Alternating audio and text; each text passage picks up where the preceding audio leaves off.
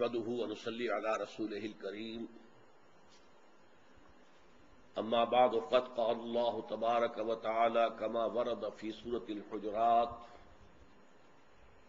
أعوذ بالله من الشيطان الرجيم بسم الله الرحمن الرحيم يا أيها الذين آمنوا لا يسخر قوم من قوم عسى أن يكونوا خيرا منهم ولا نساء من نساء عسى أن يكن خيرا منهن ولا تلمزوا أنفسكم ولا تنابزوا بالألقاب بئس الاسم الفسوق بعد الإيمان ومن لم يتب فأولئك هم الظالمون يا أيها الذين آمنوا اجتنبوا كثيرا من الظن إن بعض الظن إثم ولا تجسسوا ولا يغتب بعضكم بعضا أيحب أحدكم أن يأكل لحم أخيه ميتا فكرهتموه واتقوا الله إن الله تواب رحيم صدق الله العظيم رب اشرح لي صدري ويسر لي امري واحلل عقدة من لساني يفقهوا قولي اللهم ربنا الهمنا رشدنا واعصمنا من شرور انفسنا اللهم ارنا الحق حقا وارزقنا اتباعه وارنا الباطل باطلا وارزقنا اجتنابه اللهم وفقنا لما تحب وترضى آمین یا رب العالمین۔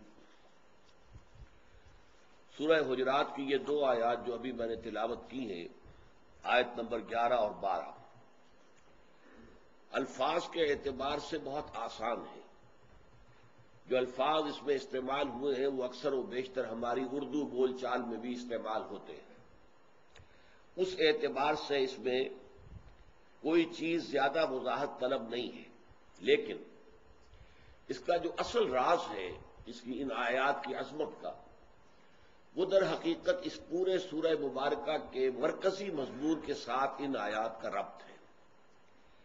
دوبارہ ذہن میں تازہ کر لیجئے کہ یہ سورہ مبارکہ مسلمانوں کی حیات اجتماعی یا حیات ملی یا ریاستی اور سیاست کی سطح پر جو زندگی ہے اس کے اہم اصولوں سے بحث کرتی ہے۔ اس میں دو اہم اصول ابتدا میں آئے کہ قانونی اور دستوری بنیاد کتاب و سنت کی بالادستی، یا ایھا الذین آمنوا لا تقدموا بین یدی اللہ ورسولہ، یہ دائرہ ہے اللہ اور اس کے رسول کے احکام کا، اس کے اندر اندر رہو، اس سے تجاوز نہ کرو۔ جس کے لیے میں نے آپ کو بتایا کہ ہمارے دستور میں اس کا یوں سمجھیے کہ ترجمہ تو نہیں، ترجمانی موجود ہے دفعہ 227 کی شکل میں، no legislation will be done repugnant to the Quran and the Sunnah, یہ بالکل اس کا مفہوم ہے۔ دوسرا مضمون، دوسرا ستون جو ہے حیات ملی کا، وہ ہے حضور کی مرکزی شخصیت۔ جتنی حضور کے ساتھ وابستگی ہوگی، جتنا حضور سے قرب ہوگا، اتنے ہی سب لوگ بھی آپس سے قریب تر ہو جائیں گے۔ ظاہر بات ہے ایک مرکز کے اندر، ایک دائرے کے اندر جو مرکز ہوتا ہے، جب آپ مرکز کی طرف بڑھتے جائیں گے اس کے سرکمفرنس سے، تو گویا کہ فاصلے کم ہوتے چلے جائیں گے۔ نقطہ جامعہ جو ہے وہ مرکزی نقطہ، اس پر جا کر سب ایک ہو جائیں گے۔ اس حوالے سے ہماری ثقافت، ہماری تہذیب، ہماری حیات ملی کے اندر یکجہتی، اس کے اعتبار سے حضور کا احترام، حضور سے محبت، حضور کا ادب، حضور کی تعظیم، یہ تمام چیزیں ایک اصول کے طور پر ہیں۔ اس کے بعد اس حیات اجتماعی کو مضبوط رکھنے کے لیے 8 حکم دیے گئے، 2 بڑے اور 6 چھوٹے۔ بڑے حکم نمبر 1، کبھی بھی محض افواہوں کے اوپر کوئی اقدام نہ کیا جائے، خاص طور پر جب کہ وہ افواہ جو ہے وہ کچھ فاسق و فاجر لوگوں نے اڑا دی ہو۔ اگر تو کوئی واقعتاً ابوبکر صدیق جیسے کردار کا حامل کوئی شخص خبر لے کر آئے تو اس کی تحقیق و تفتیش کی ضرورت نہیں ہے۔ عام آدمی جو فاسق اور فاجر بھی ہے، اس کی لائی ہوئی کسی خبر پر اعتماد کر کے اقدام نہ کیا جائے۔ اس سے بسا اوقات ایسی صورت پیدا ہوتی ہے، خوریزی ہو جاتی ہے، یا دشمنیاں جو ہیں وہ پیدا ہو جاتی ہیں مستقل، جو ختم ہونے میں پھر نہیں آتی۔ نمبر دو، اگر مسلمانوں میں کہیں جھگڑا ہو جائے، لڑائی ہو جائے، تو نپ دی ایول ان دی بٹ، فوراً صلح کرانے کی کوشش کرو. اس سے لا تعلقی کی روش درست نہیں ہے. انہیں مجبور کرو کہ وہ عدل اور انصاف کے نقطے پر آ جائے. پھر اگر کوئی ایک فریق زیادتی کرتا ہے، مسلمانوں نے صلح کرا دی لیکن یہ کہ اب ایک فریق زیادتی کر رہا ہے، تو اب یہ فریق کی زیادتی دوسرے فریق کے خلاف نہیں ہے بلکہ پوری امت کے خلاف ہے. لہذا لڑو اس سے اور اس کو مجبور کرو کہ وہ صلح کی جو شرائط ہے اس کے سامنے سر تسلیم خم کرے. جب ایسا ہو جائے تو سر نو صلح کرا دو، اور ایسا نہ ہو کہ اب دوسرے فریق پر کوئی ناروا زیادتی ہو جائے. عدل و انصاف کا دامن ہاتھ سے نہ چھوڑو.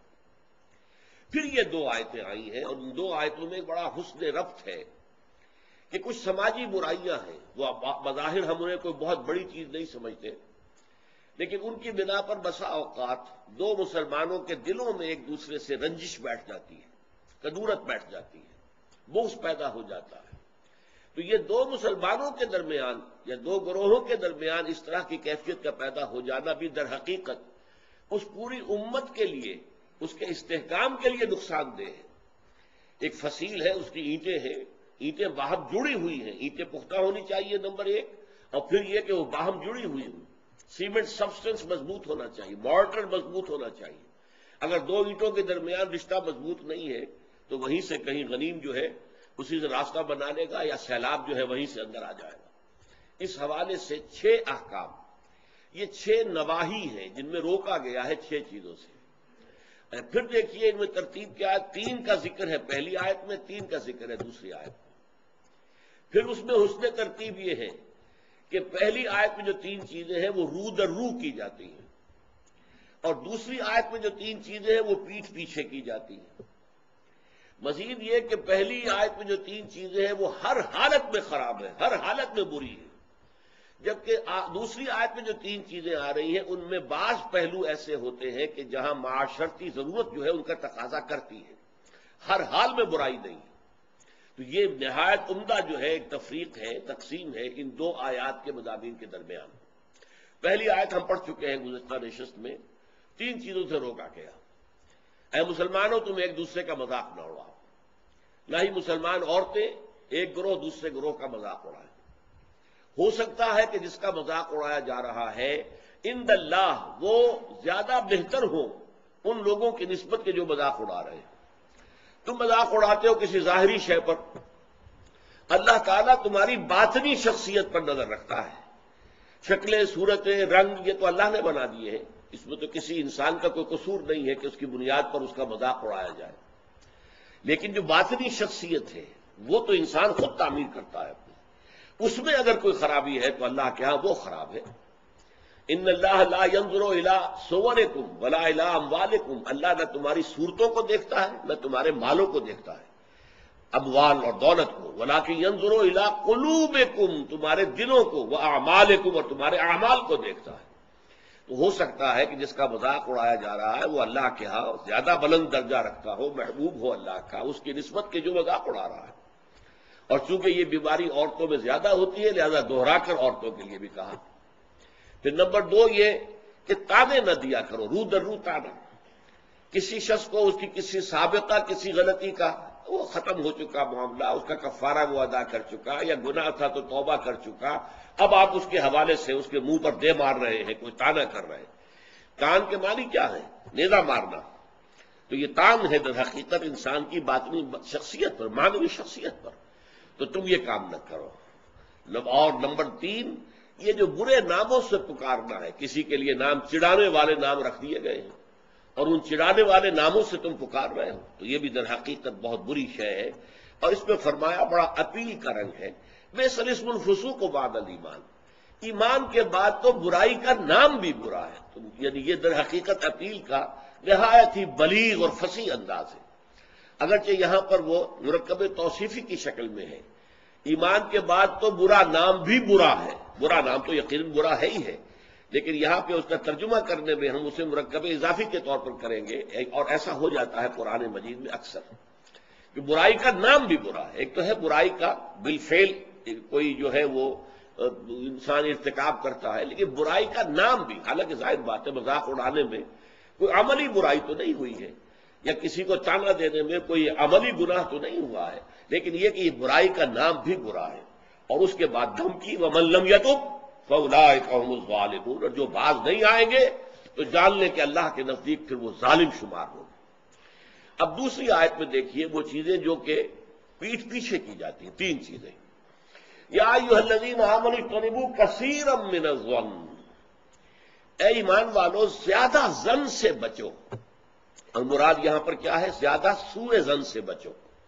حسن ظن کے بارے میں تو حضور کی حدیث ہے کہ حسن ظن جو ہے وہ تو عبادت میں سے ہے، حسن الظن من حسن العبادہ، یہ حضرت ابو ہریرہ سے روایت ہے، اور یہ مسند احمد ابن حنبل میں بھی ہے اور سنن ابی داؤد میں بھی ہے، ان کے حوالے سے مشکات میں بھی ہے۔ اس اعتبار سے حسن ظن تو مسلمان کا وصف ہے، سب سے حسن ظن رکھو، الا یہ کہ کوئی شخص ثابت کر دے کہ میں حسن ظن کے قابل نہیں ہوں، پھر آئندہ کے لیے محتاط رہیے آپ۔ لیکن کسی سے کوئی معاملہ شروع ہی سے بدظنی پر نہ کیجیے، سوء ظن پر نہ کیجیے۔ مجھ سے کہا تھا ایک صاحب نے جو یہاں اس وقت یہاں کا جو کونسلیٹ ہے، امریکن کونسلیٹ، اس میں پولیٹیکل سیکریٹری تھے، وہ میرے پاس آئے تھے خلافت کے بارے میں معلوم کرنے کے لیے کہ یہ خلافت کا آپ نام لے رہے ہیں، اس سے مراد کیا ہے۔ تو وہیں پھر گفتگو ہوئی کہ کانسٹیٹیوشنز کے اندر جو میکینزم رکھے جاتے ہیں، چیکس اینڈ بیلنسز، تو اس نے کہا ہم تو یہ سمجھتے ہیں، ہم نے اپنا دستور اس بنیاد پر بنایا ہے کہ ہر شخص چور ہے، ہر شخص بے ایمان ہے، اور ہمیں اس کا سدباب کرنا ہے۔ بڑے سے بڑا آدمی ہو، بڑا نیک ہو، ایماندار ہو، اس کے بے ایمان ہونے میں دیر نہیں لگتی۔ لہذا ہم نے تو اپنا دستور بنایا ہے کہ ہر جگہ پر چیکس ہوں، بیلنسز ہوں، اور کہیں بھی اختیار جو ہے اتنا نہ ہو جائے کہ کوئی شخص اگر بگڑ جائے تو اس کے ہاتھوں جو ہے وہ قوم کی اور ملک کی اور پوری ریاست کی مٹی پلید ہو جائے۔ یہ اسلامی اصول نہیں ہے۔ اسلامی اصول یہ ہے ابتداءً آپ کا معاملہ کسی سے بھی ہو حسن ظن کی بنیاد پر ہوگا، لیکن یہ کہ اگر اس نے آپ کے حسن ظن کو زخم پہنچائی، ٹھیس پہنچائی، ثابت کر دیا کہ میں حسن ظن کے قابل نہیں ہوں، تو اب آپ سوء ظن معاملہ کر سکتے ہیں۔ الحزم فی سوء الظن، یہ کہاوت ہے۔ احتیاط اسی میں ہے کہ سوء ظن سے کام لیا جائے، اس لیے کہ آدمی بچنا چاہتا ہے، لیکن جیسا کہ میں نے عرض کیا ابتدا کرنا سوء ظن سے یہ اسلام میں پسندیدہ نہیں ہے۔ لیکن یہاں دیکھیے فرمایا اجتنبوا کثیرا من الظن، زیادہ ظن سے بچو، ورنہ اس لیے کہ ظاہر بات ہے کہ ظن سے بالکل چھٹکارا تو ممکن نہیں ہے۔ پچھلی نشست میں ایک صاحب نے سوال کیا تھا کہ شک میں اور ظن میں کیا فرق ہے؟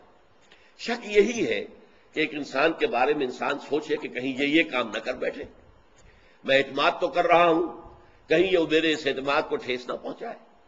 اور سوء ظن جو ہے وہ یہ ہے کہ انسان جو ہے بغیر کسی اسباب کے، بغیر کسی عوامل کے، کوئی سرکمسٹانشل ایویڈنس نہیں ہے اور خامخواہ کسی کے بارے میں برا ظن قائم کر کے بیٹھ جائے، وہ گویا کہ فیصلہ ہوتا ہے۔ سوء ظن جو ہے وہ فیصلہ ہو جاتا ہے کہ مجھے اس شخص کے ساتھ معاملہ سوء ظن کے ساتھ کرنا ہے، یہ نہیں۔ البتہ شک کا پیدا ہو جانا یہ کوئی بری بات نہیں ہے، انسان ذرا سا احتیاط کا پہلو ملحوظ رکھ لے۔ تو فرمایا یا ایھا الذین آمنوا اجتنبوا کثیرا من الظن ان بعض الظن اثم، یقیناً بہت سے ظن گناہ کے درجے میں آ جاتے ہیں۔ آپ نے ایک شخص کے بارے میں رائے قائم کر لی، یہ برا آدمی ہے، یہ غلط آدمی ہے، یہ تو میرے درپے ہے، میرا دشمنی ہے، میری جڑ کاٹتا ہی رہتا ہے، حالانکہ ایسا نہیں ہے۔ نتیجہ کیا ہوگا؟ آپ کا طرز عمل اپنے سوء ظن کی بنیاد پر ہو جائے گا۔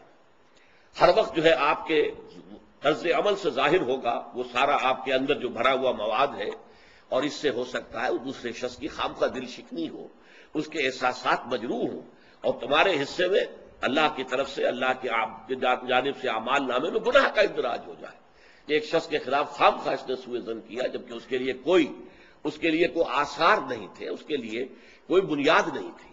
تو ان بعض الظن اثم، بعض ظن جو ہے وہ تو گناہ کے درجے کو پہنچ جاتے ہیں۔ نمبر 2 بات جس سے روکا گیا اس آیت میں، ولا تجسسوا، تجسس نہ کرو۔ اب تجسس کیا ہے؟ چھان بین کرنا، تفتیش کرنا۔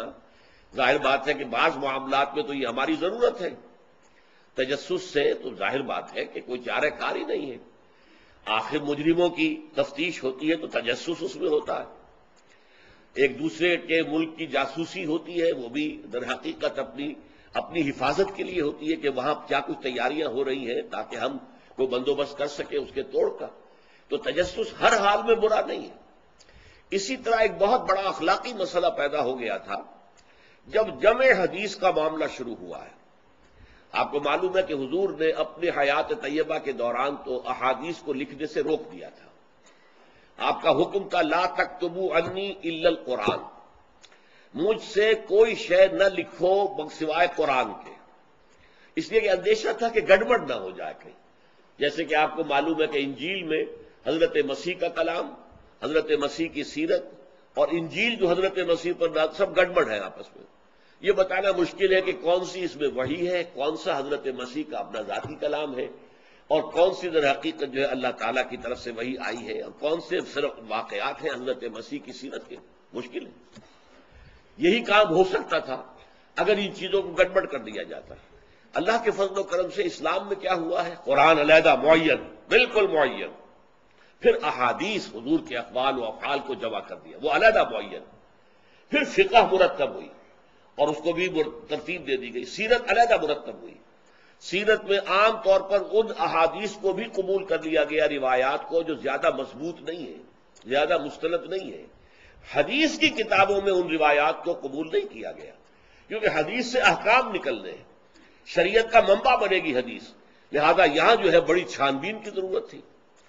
تو جب محدثین نے یہ چھان بین شروع کی راویوں کے بارے میں، فلاں شخص نے فلاں سے روایت کی، اب وہ جاتے تھے اور پتہ کرتے تھے ماحول میں اس شخص کا کردار کیسا ہے، اپنے ماحول میں اسے کیسے پہچانا جاتا ہے، ایک نیک اور شریف اور سچے انسان کی حیثیت سے یا جھوٹے اور دغاباز انسان کی حیثیت سے، اس کے لیے تفتیش کرتے تھے۔ کیونکہ اگر اس کا کردار اچھا نہیں ہے، اگر اس کی شہرت اچھی نہیں ہے، تو پھر ہم اس سے حدیث نہیں سنیں گے۔ کیا پتا اس نے اس حدیث میں ملاوٹ کر دی ہو، کیا پتا اس نے خود اپنی جی سے گھڑ لی ہو۔ تو یہ احتیاط کی گئی۔ اس پر بعض لوگوں نے جو درویش قسم کے تھے، نیک لوگ تھے، انہوں نے کہا یہ تم قرآن کے خلاف کر رہے ہو، لا تجسسوا، قرآن تو کہتا ہے کہ تجسس مت کرو، لوگوں کے حالات کی تفتیش و چھان بین نہ کرو۔ تو جواب دیا گیا نہیں، یہاں یہ در حقیقت ایک دینی ضرورت کے طور پر ہے، اور جواب بھی اسی صورت سے دیا گیا۔ وہ جو آیت ہم پڑھ چکے ہیں، یا ایھا الذین آمنوا ان جاءکم فاسق بنبأ فتبینوا ان تصیبوا قوما بجہالۃ فتصبحوا علی ما فعلتم نادمین۔ یہ آپ کو معلوم ہے کہ یہ آیت نمبر 6 ہے، اسی سورہ مبارکہ کی ہم پڑھ چکے ہیں۔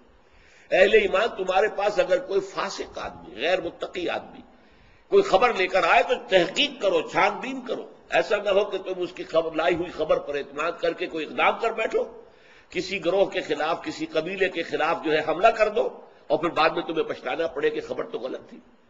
تو اس دلیل سے پھر محدثین نے کہا یہ ہمارے لیے ایک دینی ضرورت کے طور پر کہ احادیث نبویہ سے شریعت کے احکام نکالے جائیں گے، تو ہم دیکھ لیں جو حدیث پیش کر رہا ہے اس کا کردار کیا ہے، اس کی سیرت بھی ہے کہ نہیں۔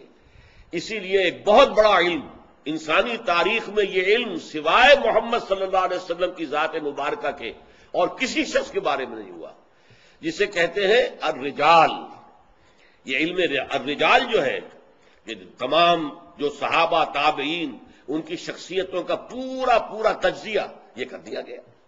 یہ سارا کام اس لیے کیا گیا ہے تاکہ معلوم ہو عن فلاں عن فلاں عن فلاں عن فلاں، اس پوری چین کے اندر کہیں کوئی شخص ایسا تو نہیں ہے کہ جو قابل اعتماد نہ ہو، تو اس کی پھر وہ حدیث صحیح نہیں قرار پائے گی، وہ مستند نہیں قرار پائے گی، اسے کہیں ضعیف احادیث میں لے آئیں گے۔ ٹھیک ہے، یہ ضعیف ہے، اور ضعیف احادیث جو ہے وہ اخلاقیات کے بیان میں استعمال ہو سکتی ہیں، لیکن ان سے کوئی شرعی حکم نہیں نکالا جا سکتا۔ شرعی حکم کا استنباط جو ہے وہ صحیح اور پختہ اور مستند احادیث سے ہوگا۔ تو یہ ہے تجسس کے بارے میں۔ البتہ جس چیز سے روکا گیا ہے وہ کیا ہے، بعض لوگوں کے مزاج ہوتے پرورٹڈ، جیسے آپ کو معلوم ہے کہ مکھی جو ہے وہ گندگی کی تلاش میں رہتی ہے، گندگی پر بیٹھے گی۔ کچھ لوگوں کا مزاج ایسا ہو جاتا ہے کہ وہ اس تلاش میں رہتے ہیں، ٹو میں رہتے ہیں، کہیں کوئی بری بات انہیں ملے تاکہ لے اڑیں اسے، اس کا پرچار کر دیں، اسے عام کر دیں۔ کہیں سے کسی شخص کی کسی غلط حرکت کا علم ہو گیا اور اس کو لے کے اب عام کر رہے ہیں، پھیلا رہے ہیں لوگوں کے اندر۔ یہ جو ہے تجسس اس لیے کرنا کہ آپ کے ہاتھ میں کوئی سکینڈل بنانے کا کوئی مواد آ جائے، کوئی طریقہ ایسا ہو جائے۔ تو یہ جو مکھی کی ذہنیت اور مزاج رکھنے والے لوگ ہیں، یہ ان کو روکا جا رہا، تجسس نہ کرو۔ بلکہ کہا گیا ہے کہ اگر تمہارے کسی بھائی کا عیب تمہارے سامنے کھل جائے تو پردہ ڈالو۔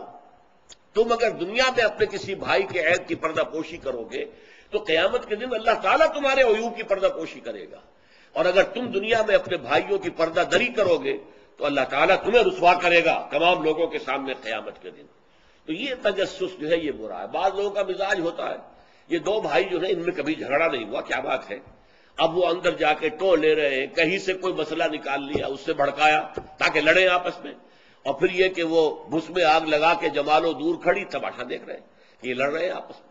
تو اس طرح کی پرورٹڈ جو ہیں بس شدہ شخصیتیں ہوتی ہیں بالفعل لوگوں کے اندر، اور یہ کن میں ہوتی ہیں؟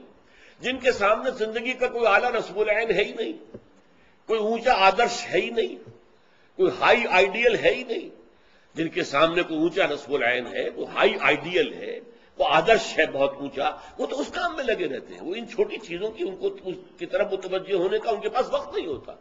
لیکن جن لوگوں کی زندگی کے اندر وہ اونچائی کی طرف تو کوئی رجحان ہے ہی نہیں، تو ظاہر بات ہے وہ تو پھر زمین ہی کے اندر دیکھیں گے، کیڑے مکوڑے انہیں نظر آئیں گے، یا گندگی جو ہے وہ اس کے بارے میں جو ہے اس کو لے اڑیں گے پھر بعد میں۔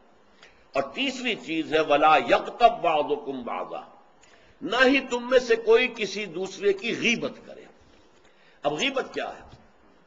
کسی شخص کی غیر موجودگی میں اس کی کوئی برائی بیان کرنا، یہ غیبت ہے، یہ ہے اس کی ٹیکنیکل ڈیفینیشن۔ لیکن یہاں بھی جان لیجئے ہر غیبت غلط نہیں ہے۔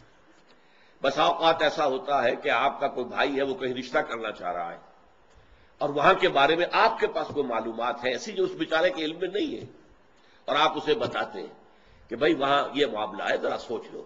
تو اس میں در حقیقت غیبت نہیں ہے، بلکہ یہ اپنے اس بھائی کو کسی برائی سے بچانے کی کوشش ہے۔ اس میں اس کے ساتھ نصح اور خیر خواہی کا جذبہ ہے، نہ کہ ان کو بدنام کرنے کا جذبہ۔ اگر کوئی سبب ہے ہی نہیں اور آپ بیان کر رہے ہیں تو یہ غیبت ہے۔ لیکن اگر معاملہ اس طرح کا ہے تو ظاہر بات ہے اسی طریقے سے کوئی کسی قوم کے رہنما ہیں اور بڑی شخصیتیں ہیں، اب ان کے بارے میں یہ ہے کہ پبلک میں اگر آپ کو ان پر تنقید کرنی پڑے تو اس کے اندر بھی دیکھا جائے گا کہ وہاں اس کا ہونا ضروری نہیں ہے، وہ تنقید جو ہے آپ ملک اور قوم کی مصلحت میں کر رہے ہیں۔ تو گویا کہ اس طریقے سے غیبت کی ہر شکل جو ہے وہ حرام نہیں ہے۔ البتہ ایک خیال لوگوں کو بڑا غلط ہے، وہ میں ایک حدیث کے حوالے سے اس کا ازالہ کر دینا چاہتا ہوں۔ یہ حضور سے سوال کیا گیا کہ پوچھا گیا کہ غیبت کیا ہے۔ یہ حدیث ہے، مسلم شریف میں بھی ہے، ابو داؤد میں بھی ہے، ترمذی میں ہے، نسائی میں ہے، یہ حضرت ابو ہریرہ رضی اللہ تعالی عنہ سے۔ اور امام مالک نے ایسی ایک حدیث جو ہے موطا میں مطلب بن عبداللہ سے جو ہے روایت کی ہے۔ حضور سے پوچھا گیا کہ غیبت کیا ہے، آپ نے فرمایا ذکروں کا اخاک بما یکرہ، تمہارا اپنے بھائی کا تذکرہ کرنا کسی ایسے اعتبار سے جو اسے ناپسند ہو۔ اگر اس کے سامنے کرو گے اسے ناپسند ہوگا، اس کے علم میں آئے گا کہ میرے بارے میں یہ بات کہی گئی ہے تو اسے ناپسند ہوگی۔ ایسی بات کا اس کی غیر موجودگی میں بیان کرنا۔ اب قیلا کہا گیا، سوال کیا گیا افرأیتا کہ حضور آپ ذرا غور کیجئے، ان کان فی اخی ما اقول، اگر میرے بھائی میں وہ شے واقعتاً موجود ہے جو میں کہہ رہا ہوں تو کیا اس صورت میں بھی غیبت ہوگی؟ قال، فرمایا حضور نے، غور سے سنیے، ان کان فیہ ما تقول فقد اغتبت، اگر تو اس میں وہ برائی ہے جو تم کہہ رہے تو تم نے غیبت کی، وَإِن لَمْ يَكُنْ فِيهِ، اور اگر نہیں ہے اس میں وہ شے اور تم پھر بھی کہہ رہے ہو ما تقول فقد بہتہ، تو تم نے اس پر بہتان لگایا ہے، یہ تو دوہرا جرم ہو گیا۔ اس میں کوئی خرابی نہیں ہے، برائی نہیں ہے اور آپ بیان کر رہے ہیں تو یہ تو بہتان ہے۔ البتہ کسی میں کوئی برائی ہے، خرابی ہے، نقص ہے، تو یہ در حقیقت جو ہے آپ کا اس کی غیر موجودگی میں بیان کرنا یہ غیبت ہے۔ تو اس اعتبار سے غیبت کی جو برائی ہے اس کو اچھی طرح سمجھ لیجئے، اور یہ ہمارے معاشرے کے اندر بہت پھیلی ہوئی ہے یہ شے، بلکہ یہ کہا جاتا ہے اور صحیح کہا جاتا ہے کہ وہ کئی کورسز کا ڈنر ہونے کے بعد جو ہے پھر جب گفتگویں ہوتی ہیں تو معلوم ہوتا ہے کہ سب سے زیادہ لذیذ ڈش جو ہے وہ ایک دوسرے کی غیبت ہے۔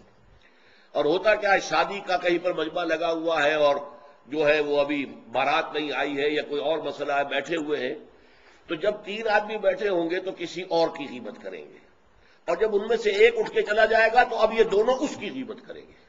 یہ ہمارے معاشرے کا عام رخ ہے، یہ ہمارا جو ہے یہ گویا کہ سب سے زیادہ ڈیلیشس ڈش جو ہے وہ غیبت ہے۔ تو اس کے لیے شدت کے ساتھ روکا گیا، اور اس کے لیے جو پھر تمثیل دی گئی ہے، اَيُحِبُّ أَحَدُكُم مَّن يَأْكُلَ لَحْمَ أَخِيهِ مَيْتًا فَكَرِهْتُمُوهُ، کیا تم میں سے کوئی شخص اسے پسند کرے گا کہ وہ اپنے مردہ بھائی کا گوشت کھائے؟ تو اس پر تو تمہیں گھن آ گئی۔ تمہیں بہت برا لگا؟ کوئی شخص گوارا کرے گا کہ اپنے مردہ بھائی کا گوشت کھائے؟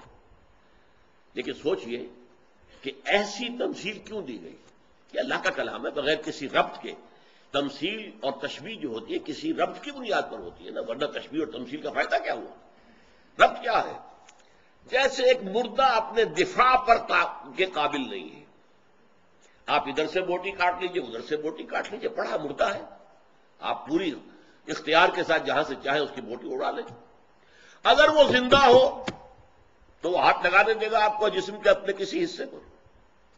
بعین ہی یہ معاملہ ہے، آپ کا بھائی موجود نہیں ہے اور آپ اس کی عزت پر حملہ کر رہے ہیں، مانوی شخصیت پر حملہ ہے۔ اس جسم کی نسبت مانوی شخصیت زیادہ قیمتی ہے، زیادہ اہم ہے۔ آپ اس کی مانوی شخصیت پر، اس کی عزت پر حملہ کر رہے ہیں اور وہ قادر نہیں ہے دفاع کرنے پر۔ اگر وہ ہوتا اور بات کرتے، اور یہ چیز پسندیدہ ہے، اگر آپ پبلک کے اندر اس کے منہ پر کہیے بات تو معلوم ہوگا، بلکہ اس میں جو پسندیدہ ترین بات ہے وہ یہ ہے کہ کسی بھائی کا کوئی عیب ہے، علیحدگی میں جا کر بتاؤ، بھائی تمہارے اندر مجھے یہ نقص نظر آ رہا ہے، برا نہ ماننا، میں نے تمہاری اصلاح کے لیے کہا ہے، مجھے تم سے کوئی قد نہیں ہے، دشمنی نہیں ہے۔ یہ نہایت پسندیدہ بات ہے۔ اس کو کہا گیا المسلم و مرۃ المسلم، ایک مسلمان دوسرے مسلمان کے لیے آئینے کے مانند ہے۔ جیسے آپ آئینہ دیکھتے رہے، یہاں کوئی داغ لگا ہوا، دھبا لگا ہوا، آپ اسے دھو دیتے ہیں، ہٹا دیتے ہیں۔ اسی طریقے سے ایک مسلمان کو اپنے مسلمان بھائی کے لیے آئینے کے مانند ہونا چاہیے کہ وہ اسے اس کی خرابیوں پر، اس کی برائیوں پر مطلع کر دے۔ لیکن یہ اطلاع جو ہے یہ ہوگی خلوص کی بنیاد پر، خیر خواہی کی بنیاد پر، اسے ذلیل کرنے کے لیے نہیں، اسے بدنام کرنے کے لیے نہیں، بلکہ یہ کہ اس کے سامنے علیحدگی میں، تنہائی میں بات کی جا رہی ہے۔ البتہ اس کی غیر موجودگی میں بات کی جائے وہ غیبت ہے، اور وہ بالکل صحیح تمثیل ہے جو قرآن نے استعمال کی ہے، صحیح ترین تمثیل ہے۔ اَيُحِبُّ أَحَدُكُمْ أَن يَأْكُلَ لَحْمَ أَخِيهِ مَيْتًا فَكَرِهْتُمُوهُ، کیا تم میں سے کوئی شخص پسند کرے گا اپنے مردہ بھائی کا گوشت کھائے؟ بالکل اسی طریقے سے وہ تمہارا بھائی جو محفل میں نہیں ہے، وہ اپنی عزت کے دفاع پر قادر نہیں ہے۔ اگر وہ ہوتا تو کہتا بھائی آپ غلط کہہ رہے ہیں، آپ کو مغالطہ ہوا ہے، بات یوں نہیں تھی، یوں تھی، کوئی ایکسپلین کرتا، کوئی اپنا دفاع کرتا، کوئی اپنی شخصیت کا، اپنی عزت کا تحفظ کرتا، لیکن وہاں نہیں ہے وہ تو اپنے تحفظ پر قادر نہیں ہے۔ لہذا یہ غیبت در حقیقت مانوی سطح پر وہی شے ہے جو مادی سطح پر کسی مردہ بھائی کا گوشت کھانا ہے۔ فَكَرِهْتُمُوهُ، یہ تو تمہیں بہت برا لگا یہ بات۔ بلکہ اکثر لوگ کہیں گے کہ ایسی مثالیں جو ہیں، کیا ماذا اراد اللہ بہذا مسئلہ، ایسی تمثیل دینا، کہیں گدھے کی تمثیل دی گئی ہے قرآن مجید میں، وہ یہودی جن کے اوپر تورات کا تو بار تو لدا ہوا ہے، تورات پر عمل نہیں کرتے، تو ان کی مثال کیا ہے؟ کمثل الحمار یحمل اسفارا، وہ تو ایسے ہے جیسے کہ گدھا ہے، اس کی پیٹھ کے اوپر کتابوں کے انبار لگے ہوئے ہیں، گٹھری باندھ کر جو ہے مکالمات افلاطون لکھی ہوئی ہے، یا انسائکلوپیڈیا برٹانیکا کی گٹھری باندھ کے رکھ دی گئی ہے، اسے کیا فائدہ؟ اسی طرح سورہ اعراف میں کتے کی مثال دی گئی ہے، کہیں بچھڑ کی مثال دی گئی ہے، کہیں بکری کی مثال دی گئی ہے۔ تو مثالیں جو ہوتی ہیں وہ مانوی رب کے اعتبار سے ہوتی ہیں، یہ نہیں دیکھا جاتا کس چیز کی مثال دی جا رہی ہے۔ جس چیز کے لیے مثال دی جا رہی ہے، مشبہ لہو اور مشبہ بہی، کس چیز کے ساتھ تشبیہ دی جا رہی ہے، کس لیے دی جا رہی ہے۔ اَيُحِبُّ أَحَدُكُمْ أَن يَأْكُلَ لَحْمَ أَخِيهِ مَيْتًا فَكَرِهْتُمُوهُ وَاتَّقُوا اللَّهَ، اللہ کا تقوی اختیار کرو۔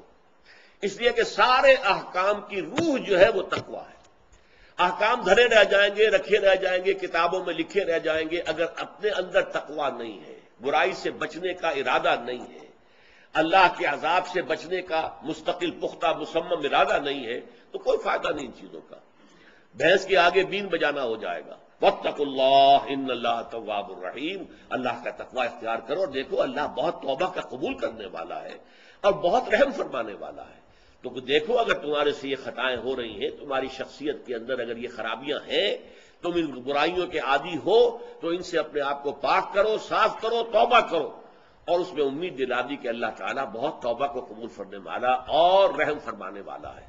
بارک اللہ لی ولکم فی القرآن العظیم ونفعنی وإیاکم بالآیات والذکر الحکیم۔